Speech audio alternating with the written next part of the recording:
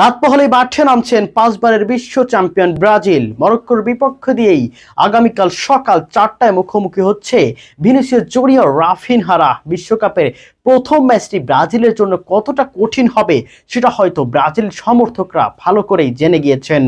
গত বিশ্বকাপের semifinalist Morocco, অর্থাৎ বিশ্বকাপের শেষ 4 দল, সেই 4 দলের মধ্যে ছিলেন এই মরক্কো, এবং সেই মরক্কোর বিপক্ষে দিয়ে প্রথম ম্যাচ দিয়ে বিশ্বকাপের হেক্সা জয়ের স্বপ্নের মিশন শুরু করছে 5 বারের বিশ্ব চ্যাম্পিয়ন ব্রাজিল। যেহেতু সময় বেশি নেই, চলুন আজকে আমরা একটু অ্যানালাইসিস করি আগামীকাল কোন স্কোয়াড নিয়ে মাঠে নামছে ব্রাজিল এবং কোন কোন প্লেয়ারগুলো আপনারা প্রথমার্ধেই দেখতে পারবেন, এবং নেইমার জুনিয়র আগামীকাল খেলছেন কিনা সেসব বিষয়েও আলোচনা হবে। আগামীকাল কার্লো আনচেলত্তি মরক্কোর বিপক্ষে 4-3-3 ফরমেশনে খেলবেন, এবং মরক্কোর বিপক্ষে এই ম্যাচটি যে কঠিন হবে সেটা তো সবারই জানা। তবে আগামীকাল 4-3-3 ফরমেশনে কার্লো আনচেলত্তি যে খেলবেন সেই স্কোয়াডে কারা রয়েছেন সেটা হচ্ছে জানা প্রয়োজন। ক্লিয়ারিফাই করি সেটা হিসেবে প্রথমেই আমি গোলকিপারের কথা বলতে চাই, এবং সেখানে পজিশন হিসেবে শিফট হয়ে গিয়েছেন অ্যালিসন বেকার। প্রথম ম্যাচ, দ্বিতীয় ম্যাচ, টানা 2টা ম্যাচ অ্যালিসন বেকার ব্রাজিলের গোলবার সামলাবে, এবং তৃতীয় ম্যাচে যদি দেখা যায় প্রথম 2টি ম্যাচে যদি ব্রাজিল জিতে যায় তখন হবে কি, তখন অ্যালিসন বেকারকে রেখে দেখা যাবে যে রিপ্লেসমেন্ট হিসাবে এডারসন খেলতে পারে।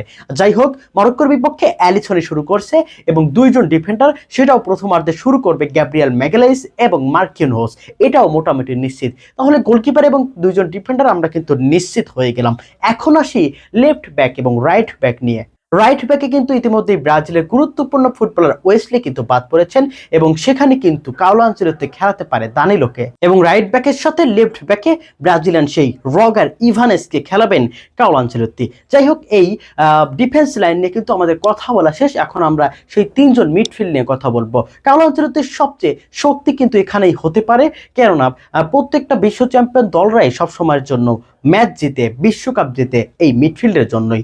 যদিও ব্রাজিল টিমে হাই ক্লাসিক মিডফিল্ড বলতে ওই একমাত্র ক্যাসিমিরোকেই দেখছি আর ব্রুনো গুইমারেস, তারপরেও তাদের কোনো সাব বা কোনো ধরনের replacement footballer as a midfielder হিসেবে আমি কিন্তু কাউকে সেরকম চোখে দেখছি না। সেক্ষেত্রে প্রথমার্ধে শুরু করবে ডিফেন্সিভ মিডফিল্ডার হিসেবে ক্যাসেমিরো এবং ব্রুনো গুইমারেস, এটা কিন্তু মোটামুটি নিশ্চিত। তারা 2জন কিন্তু ডিফেন্সিভ মিডফিল্ডের রোলে খেলবেন, এবং তাদের একটু উপরের পজিশনে খেলতে পারেন প্রথমার্ধেই লুকাস পাকেতা। এটা মোটামুটি ব্রাজিলের সংবাদ মাধ্যমগুলো এবং অনেকগুলো সংবাদ মাধ্যমগুলো থেকে নিশ্চিত হয়েছে যে 3জন মিডফিল্ডের একজন হতে চলেছেন লুকাস পাকেতা, এবং এই লুকাস পাকেতা ব্রাজিলের এই ম্যাচটিতে, মরক্কোর বিপক্ষের এই ম্যাচটিতে তিনি অ্যাটাকিং মিডফিল্ডের রোলেই খেলবেন।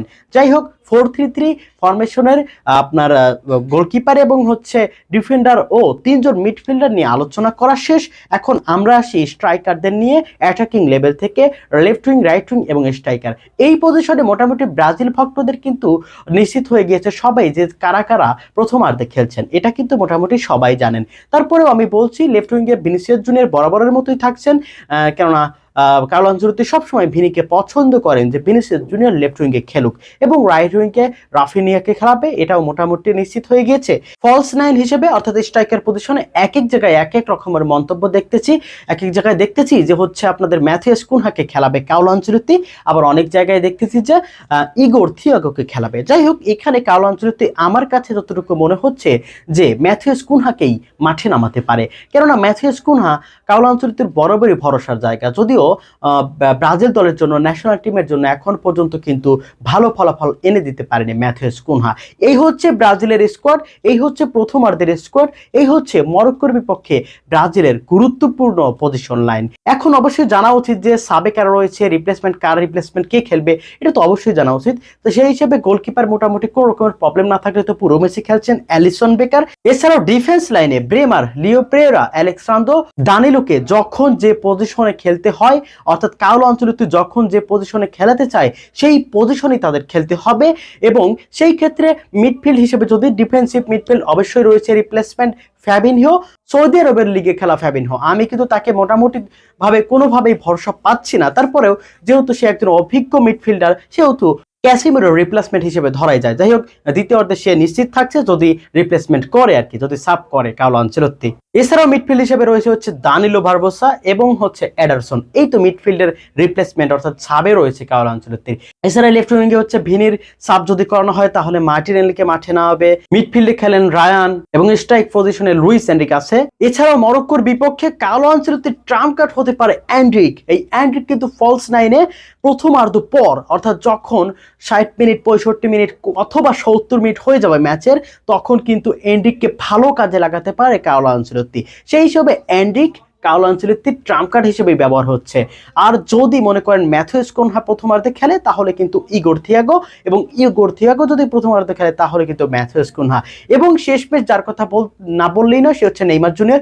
নেইমার জুনিয়র প্রথমার্ধে খেলছে না এটা মোটামুটি নিশ্চিত, তবে দ্বিতীয় অর্ধে খেলবে কিনা এটাও নিশ্চিত নয়। তারপরেও কিন্তু তিনি কিন্তু স্কোয়াডে থাকবেন, তিনি কিন্তু 26 জনের স্কোয়াডে থাকবেন। যখন চাইলে কার্লো আনচেলত্তি কিন্তু নেইমারকে মাঠে নামাতে পারে, তার যদি পরিকল্পনায় থাকে। যাই হোক, মরক্কোর বিপক্ষে এই হচ্ছে ব্রাজিলের ট্যাকটিক্স, ফরমেশন এবং রিপ্লেসমেন্ট প্লেয়ার এডিশন সবকিছুই কিন্তু এখানে বলে দেওয়া হয়েছে।